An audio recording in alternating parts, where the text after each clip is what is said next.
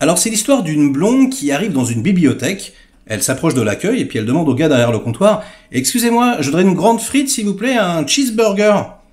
Et là le mec il la regarde, il fait « Madame, on est dans une bibliothèque ». Et du coup elle fait « Ah excusez-moi, je voudrais une grande frite et un cheeseburger ». Désolé.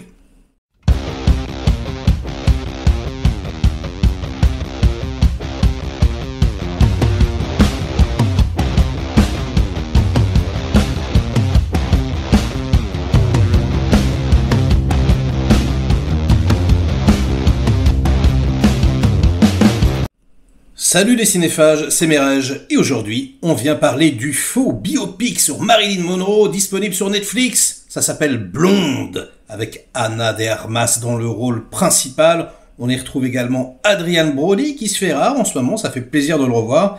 Et puis, par exemple, Bobby Cannavale, que j'adore. Bref, un gros casting, un réalisateur assez hors du commun, un esthète, fait pas beaucoup de films, mais quand il en fait un, ça fait du bruit.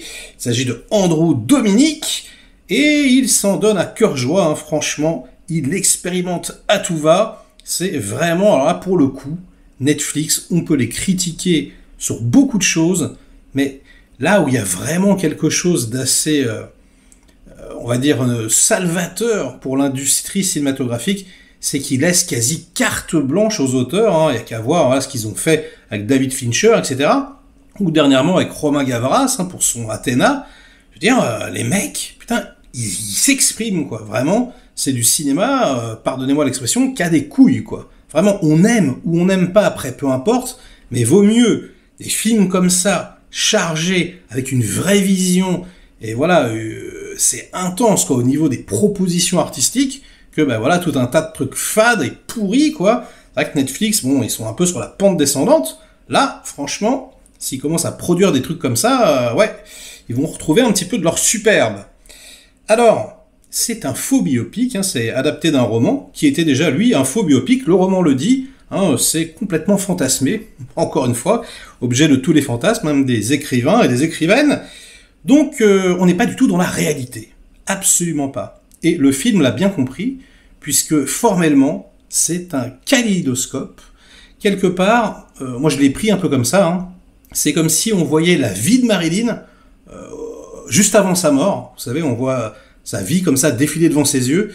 Là, c'est un peu ça. C'est-à-dire qu'on commence sur son enfance, quand elle s'appelle encore Norma, avec sa mère, une mère ultra toxique comme ça, qui tente de la noyer dans une baignoire, et puis hop, elles prennent une bagnole, et là, on découvre Hollywood sous les flammes, les portes de l'enfer. C'est franchement, graphiquement, assez incroyable, et tout le film est stupéfiant, formellement, vraiment. C'est parfois assez clipesque. D'ailleurs, le chef-op, il a fait beaucoup de clips, il a fait beaucoup de courts-métrages, très peu de longs-métrages. Voilà, c'est un clipper, c'est un mec qui a fait vraiment beaucoup de choses, et du coup, ça se ressent. Il a plein d'expériences sur plein de trucs différents, et du coup, il y a énormément de styles différents, du noir et blanc, de la couleur, du scope, des textures d'image qui sont pas du tout les mêmes, voilà. Alors moi, personnellement, je commence à être un peu fatigué on fait joujou avec les formats, parce qu'il y a que ça, en ce moment, c'est vraiment, tiens, il change de format, tout le temps. Donc je trouve pas que ça soit ultra pertinent en général, mais dans ce film-là, comme je vous dis, vu que c'est un kaléidoscope, comme si, elle se souvenait de sa vie, et du coup, les souvenirs, ils sont déformés, ils sont altérés, comme ça. On a quelque chose qui ressemble à un énorme fantasme, quoi. Mais du coup, ça va prendre de grosses libertés avec la réalité, et ça, quelque part, à titre personnel, je trouve ça un petit peu dommage. J'aurais préféré que ça colle, l'exactitude des faits. Et bon, c'est un choix artistique, c'est comme ça. Donc, vous êtes prévenus. C'est un film assez glaçant. Son ascension en tant que Marilyn, qui devient star, etc. Alors les stars, les étoiles, alors elle dit un truc du genre, les étoiles, elles sont des milliards, mais en fait chacune est isolée et seule. Et puis après, toutes les étoiles se transforment en spermatozoïdes, puisqu'on est vraiment, alors j'ai titré La maman et la putain, on est vraiment dans cette recherche-là. C'est-à-dire, elle, son désir, c'est d'être mère. Elle veut absolument le devenir, et finalement, elle n'y arrivera jamais. Donc je vais spoiler un tout petit peu, mais voilà, fausse couche, avortement, avec notamment une séquence où carrément c'est filmé à l'intérieur, voilà, de l'appareil génital de Marilyn, c'est sympa. Ça fait un peu penser à des plans à la Choyark, comme ça, vous savez, hop, le petit plan dans la chaussure, comme ça, dans Piège en Hong Kong, que j'adore. Parfois c'est très artificiel, parfois on a l'impression d'être dans les années 50, la reconstitution, elle est bluffante, c'est hallucinant. La plupart du temps, on sent que les acteurs, que le décor, voilà, on sent que ce sont des acteurs modernes. Là, on a vraiment l'impression d'y être. En plus, il utilise des plans de film, des vrais plans de film, voilà, qui coupent, qui scindent en deux, il met les vrais acteurs, il met Ana de Armas dedans. Il y a même un plan où je suppose qu'au début du plan, c'est vraiment Marilyn Monroe, et qu'ensuite, voilà, il avance, il fait un morphing, je pense qu'il y a un truc comme ça, parce que c'est assez troublant, ce plan. Tous les extraits de films, comme ça, cette patine technicolor, etc. Puis à d'autres moments, on est quasiment dans des films noirs, parce qu'il y a un noir et blanc très très intense. À d'autres moments, on va être carrément dans une pub, dans une grosse pub Calvin Klein par exemple, dans une pub pour parfum, enfin voilà. Il y a énormément comme ça de choses qui sont très artificielles, mais en vérité, comme le récit, et puis surtout comme ce que Hollywood propose, quoi. Hein. C'est vraiment justement quelque chose de complètement fake. Et ça dénonce évidemment ce côté fake. Et ça dénonce évidemment, on va dire forcément, le patriarcat. Alors, à gros sabots, encore une fois, c'est pas du tout subtil. Il y a toute une scène, la fameuse scène avec la robe au vent, comme ça, on va carrément pénétrer quasiment, pardonnez-moi l'expression, ses parties intimes, quoi, son cul en gros plan, etc.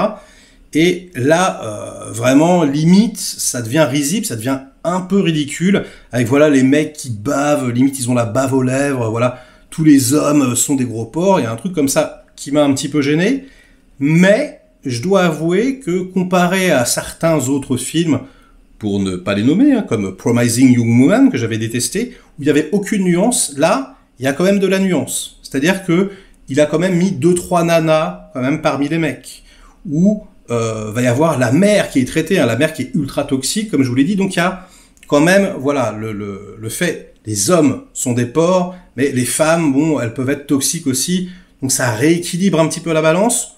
Ceci dit, je trouve que c'est quand même à gros sabots, hein, franchement, c'est pas très fin, et du coup, moi personnellement, j'aurais coupé un petit quart d'heure, et j'aurais, voilà, fait en sorte que ça soit un tout petit peu plus digeste.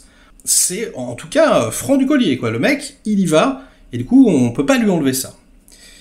J'ai trouvé que le film était intéressant aussi, dans cette recherche de maternité. Il y a quelque chose, je trouve, hein, c'est un petit peu un film anti-avortement, quoi. Le truc te dit, je l'ai pris comme ça, quoi, en tout cas, n'avorte pas, si jamais, parce que tu sais jamais ce qui va se passer, et vraiment, elle le regrette toute sa vie, quoi. Et puis elle en parle aussi, elle dit à sa mère, voilà, heureusement que tu m'as fait, sinon moi je serais pas là, il y aurait pas de Marilyn, j'existerais pas. Et puis les spermatozoïdes, les étoiles, il y a tout un tapis. Il y a voilà, les fœtus, on voit carrément à l'intérieur du ventre les fœtus. À un moment donné, il y a une scène où le fœtus parle carrément à sa mère, lui tu vas pas recommencer, tu vas pas me retuer, etc. C'est particulier, hein, donc ça le travail, hein. La maternité, enfin voilà, la procréation, tout ça.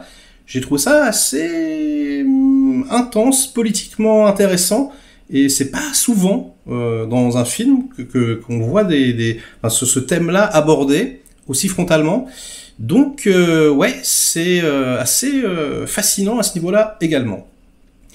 Ana de Armas, elle, est de tous les plans, hein, de quasiment toutes les scènes. C'est vraiment une révélation, non pas qu'on la connaisse pas, elle est très très bonne dans d'autres films, mais très souvent elle est accompagnée, voilà, d'un second rôle, ou alors elle a un petit rôle, ou alors un rôle moyen. Là, c'est vraiment une des toutes premières fois où elle a un rôle principal, où elle prend tout sur ses épaules. C'est un rôle de composition, vraiment, c'est-à-dire que elle est grimée, quoi, elle doit ressembler à Marilyn, elle lui ressemble vraiment beaucoup, et puis elle doit jouer également Norma, donc c'est une sorte de double rôle, quoi. Et puis alors en plus, et ça, j'ai vérifié, évidemment, elle a un coach, hein. Elle a un accent, Ana de Armas, hein. Normalement, elle parle pas aussi bien anglais, américain. Et là, franchement, hormis deux, trois petits moments où tu sens que voilà, les airs passent à la trappe, etc. C'est vraiment assez bluffant, elle fait un très très bon travail. Il y a des plans séquences, de très très longs plans comme ça, sur elle, voilà, où elle joue la comédie, etc., où elle pleure. Alors elle pleure beaucoup, hein, un petit peu à la Julianne Moore dans Magnolia, comme ça. C'est vraiment « Donnez-moi un Oscar !» Mais je pense qu'elle va être nommée, après peut-être qu'elle ne le gagnera pas. Et oui, ça mérite en tout cas au moins une nomination. Alors, en revanche, voilà, il y a quelque chose que j'ai pas du tout aimé dans le film, c'est que en permanence, on la victimise, Marilyn. Alors que c'était une guerrière, hein, quand même. La nana, elle a fait énormément de choses, elle a monté sa boîte de production, etc. Je veux dire, elle a fait bouger les lignes à Hollywood, etc. C'était une femme très très intelligente, ça c'est très bien montré dans le film. Voilà, elle parle de Dostoïevski, elle parle de Tchekhov, etc. Et donc on sent qu'elle est très très cultivée, et que finalement, ce qu'elle voulait faire, c'est du théâtre, elle voulait être sur scène, elle le dit, hein, voilà, être devant les gens et vivre vraiment intérieurement pendant 1h30, 2 heures, ces personnages, et puis ensuite rentrer chez elle. Et elle dit finalement, le cinéma c'est une sorte de kaléidoscope, donc ce que le film est, où en fait on vous filme, et puis après votre image elle ne dépend plus de vous. On vous coupe, on vous met voilà dans le sens qu'on veut, et puis quelque part on vous transforme, alors que vous n'avez pas forcément voulu transmettre ça à la base. Je trouve que c'est quand même un petit peu fort de café, parce que bon, Marilyn, elle a quand même voulu être Marilyn, je veux dire. Justement, en plus, étant extrêmement intelligente, elle avait quand même le recul, elle voyait ce qu'elle faisait. Donc elle savait que le personnage qu'elle avait construit, voilà, il était ce qu'il était. Là, on a tendance à vouloir dire que, voilà, hein, c'est les hommes, encore une fois, hein, c'est des producteurs, etc., qui, en gros, l'ont piégé. On dit aussi, alors c'est très étrange, hein, c'est qui? Donc c'est elle qui fantasme, on sait pas trop, elle se dédouane, hein, parce que ouais, c'est comme si elle fantasmait sa vie et qu'elle la rendait un peu plus belle pour les scènes d'avortement. Où en gros elle dit non, je ne veux pas, je ne veux pas. Et en fait elle y est, quoi. Elle est en train de le faire et puis elle gueule, je ne veux pas le faire. Donc voilà, on la pardonne. C'est pareil quand elle prend de la drogue, on voit voilà des gros molosses qui arrivent et puis carrément qui lui font la piqûre dans le cou, comme si en gros on la droguait de force. Il y a voilà tout un truc où finalement elle est passive, elle est victime, et ça, moi, ça me fait chier. Parce que non, enfin, c'était pas ça, Marilyn, quoi, vraiment, encore une fois. C'était quelqu'un, putain, qui avait des burnes, quoi, merde. Et ça, je trouve ça dommage. Vraiment, je trouve que ça plombe un peu le personnage, et que du coup, l'émotion, elle passe un peu au-dessus. C'est un peu le problème avec Andrew Dominik, hein, ces films, ils arrivent pas trop à toucher. Ceci dit, il y a quand même des scènes qui sont touchantes, émouvantes, mais tout le film ne l'est pas. Et parfois il est un peu complaisant, un peu maladroit. Donc voilà, c'est quand même formellement ultra satisfaisant.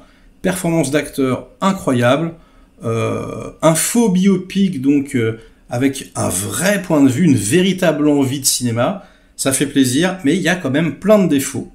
Donc moi je vais pas crier au chef-d'œuvre. Je ne pense pas que ça en soit un. Mais c'est un très très bon film, voilà, intéressant.